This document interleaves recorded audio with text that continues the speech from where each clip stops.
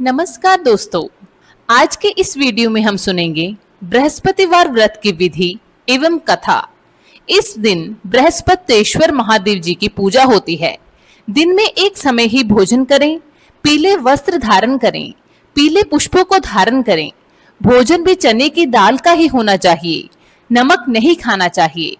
पीले रंग का फूल, चने की दाल, पीले कपड़े तथा पीले चंदन से पूजा करनी चाहिए।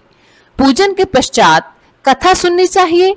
इस व्रत के करने से बृहस्पति जी अति प्रसन्न होते हैं तथा धन और विद्या का लाभ होता है। स्त्रियों के लिए यह व्रत अति आवश्यक है।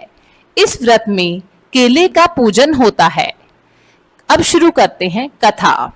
किसी गांव में एक साहूकार रहता था, जिसके घर में अन्न, वस्त्र और धन किसी की भी कोई कमी नहीं थी। परंतु उसकी स्त्री बहुत ही कृपण थी, किसी भिक्षार्थी को कुछ नहीं देती, सारे दिन घर के कामकाज में लगी रहती। एक समय एक साधु महात्मा बृहस्पतिवार के दिन उसके द्वार पर आए और भिक्षा की याचना की। स्त्री उस समय घर के आंगन को लीप रही थी। इस कारण साधु महाराज से कहने लगी कि महाराज, इस समय तो मैं घर लीप रही हूँ, आपको कुछ नहीं दे सकती, फिर किसी अवकाश के समय आना। साधु महात्मा खाली हाथ चले गए। कुछ दिन के पश्चात वही साधु महाराज आए, उसी तरह भिक्षा मांगी। साहूकारनी उस समय लड़के को खिला रही थी। कहने लगी, महाराज मैं क्या करूं, अवकाश नहीं है, इसलिए आपको भिक्षा नहीं दे सकती। तीसरी बार महात्मा आए तो उसने उन्हें इसी तरह से टालना चाहा, परंतु महात्मा जी कहने लगे, यदि तुमको बिल्कुल ही अवकाश हो जाए तो मुझको भिक्षा दोगी? साहूकार ने कहने लगी कि हाँ महाराज, यदि ऐसा हो जाए तो आपकी बड़ी कृपा होगी। साधु महाराज जी कहने लगे कि अच्छा, मैं एक उपाय बताता हूँ। तुम बृहस्पतिवार को दिन चढ़ने पर उठो और सारे घर में झाड़ू लगाकर कूड़ा एक कोने में जमा कर दो। घर में चौका इत्यादि मत लगाओ। फिर स्नान आदि करके घर वालों से कहो उस दिन सब हजामत अवश्य करवाएं। रसोई बनाकर चूल्हे के पीछे रखा करो, सामने नहीं। सायाल को अंधेरा होने के बाद दीपक जलाओ तथा बृहस्पतिवार को पीले वस्त्र मत धारण करो, ना पीले रंग की कोई चीज का भोजन करो। यदि ऐसा करोगी तो तुमको घर का कोई काम नहीं करना पड़ेगा। साहूकारनी ने ऐसा ही किया। बृहस्पतिवार को दिन चढ़ने के बाद वो उठी, झाड़ू लगाकर कूड़े को एक घर के एक कोने में ही जमा कर दिया। पुरुषों ने हजामत बनवाई, भोजन बनवाकर चूल्हे के पीछे रख दिया। वह सब बृहस्पतिवारों को ऐसा ही करती रही। अब कुछ समय बाद उसके घर में खाने को दाना ना रहा। थोड़े दिनों में महात्मा फिर आए और भिक्षा मांगी, परंतु सेठानी ने कहा, महाराज मेरे घर में खाने को अन्न नहीं है, आपको क्या दे सकती हूँ? तब महात्मा ने कहा, जब तुम्हारे घर में सब कुछ था तब भी तुम कुछ नहीं देती थी, अब पूरा पूरा अवकाश है तब भी तुम कुछ नहीं दे रही हो, तुम क्या चाहती हो वह कहो।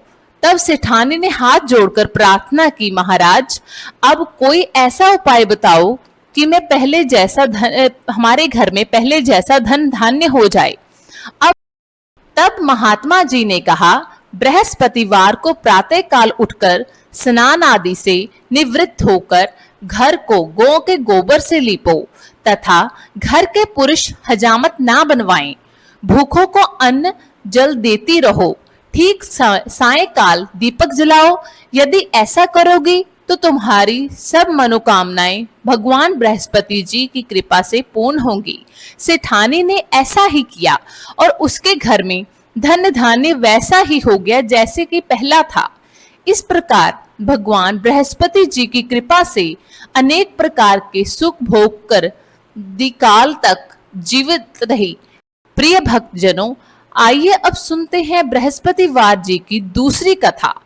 एक दिन इंद्र बड़े अहंकार से अपने सिंहासन पर बैठे थे और बहुत से देवता, ऋषि, गंधर्व, किन्नर आदि सभी सभा में उपस्थित थे। जिस समय बृहस्पति जी वहां पर आए तो सब के सब उनके सम्मान के लिए खड़े हो गए, परंतु इंद्र गर्व के मारे खड़ा ना हुआ।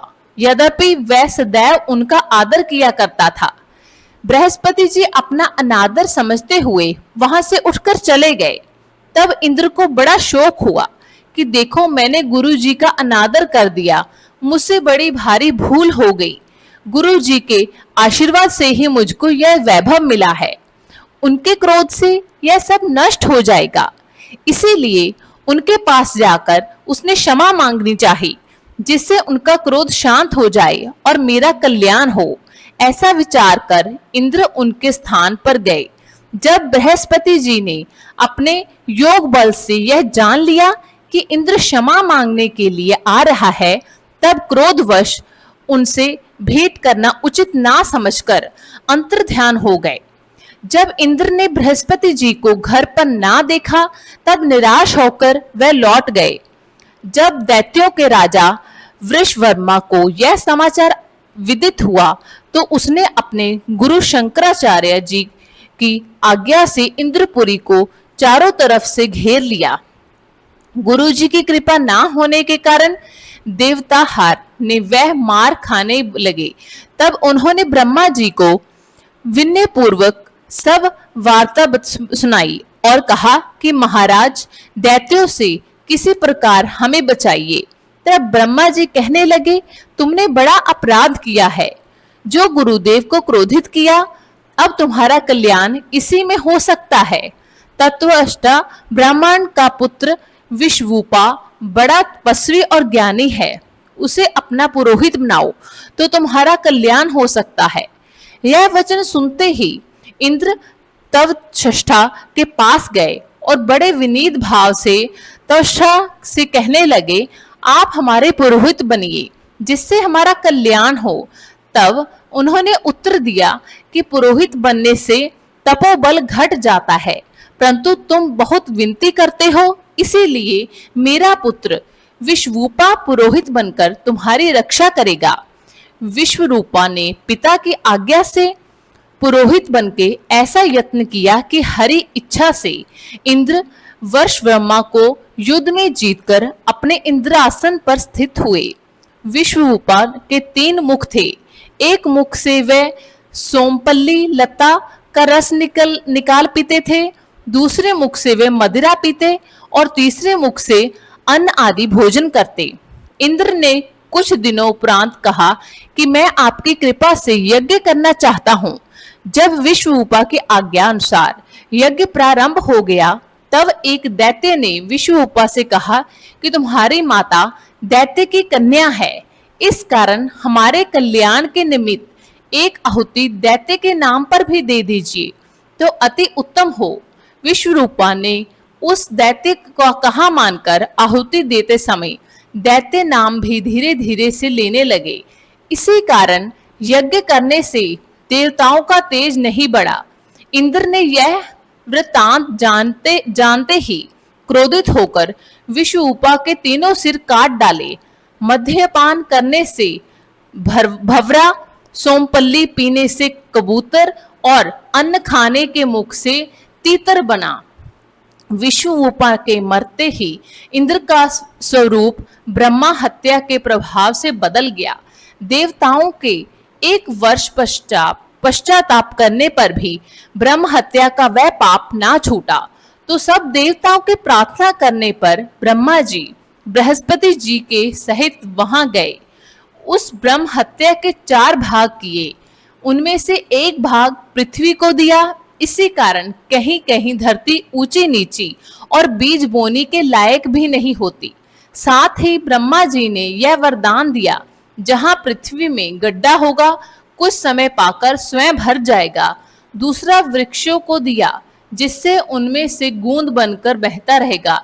इस कारण गूगल के अतिरिक्त सब गोंद अशुद्ध समझे जाते हैं।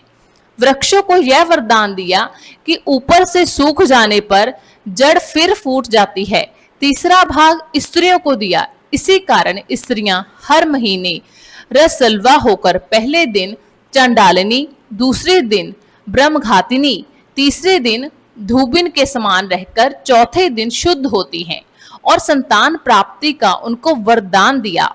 चौथा भाग जल को दिया, जिससे फेन और सिवाल आदि जल के ऊपर आ जाता है। जल को यह वरदान मिला कि जिस चीज में डाला जाएगा वह बोझ में बढ़ जाएगा। इस प्रकार इंद्र को ब्रह्म हत्या से पाप से मुक्ति मिली। जो मनुष्य इस कथा को पढ़ता या सुनता है उसके सभी पाप बृहस्पति जी महाराज जी की कृपा से नष्ट हो जाते हैं। अगर आपको ये वीडियो अच्छी लगी हो तो वीडियो को लाइक करें और चैनल को सब्सक्राइब करें।